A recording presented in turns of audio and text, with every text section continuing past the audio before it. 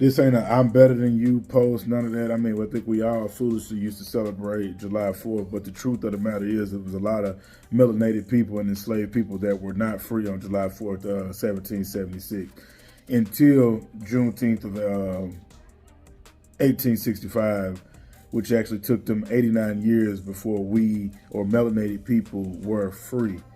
So that's truthfully the difference in regards to celebrating Juneteenth and celebrating July 4th. That just wasn't our day. We were still enslaved, right?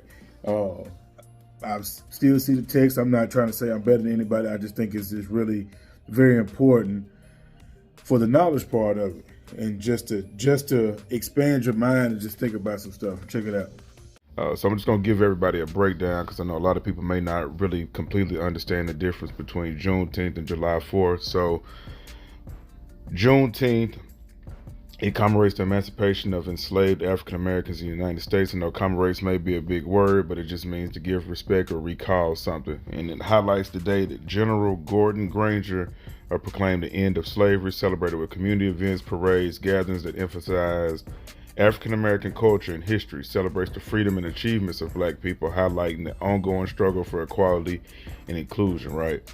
The 4th of July commemorates the adoption of the Declaration of Independence, declares that the 13 American colonies as an independent nation no longer under British rule, celebrated with fireworks, parades, picnics, and barbecues. So when you see the difference between the two, you understand that a group of people were set free on July 4th, and Juneteenth represented Black people or enslaved people actually being free. So that's the difference when people ask, okay, do you celebrate July 4th or do you just celebrate Juneteenth? The choice is yours, but I know where I stand. Again, happy Juneteenth. Listen to this breakdown from this sister from Elated Minds. Have a great one. Juneteenth is a celebration of freedom and a commemoration of the end of slavery in the United States. Celebrating this holiday will help us better understand the past and reflect on how we can move forward to a better future. On January 1st, 1863, Abraham Lincoln issued the Emancipation Proclamation, which freed enslaved people in the rebelling Confederate States. June 19th, 1865, news that the war ended and that all enslaved people were free finally reached Galveston, Texas, the city where the last group of enslaved people were. Formerly enslaved individuals were given nothing to assist with their survival, but former slave owners were compensated for losing their property. As much as it's a celebration, Juneteenth is also a reminder of ongoing systemic racism, injustice, and delayed liberation for the descendants of the formerly enslaved, who, by the way, still haven't been paid reparations.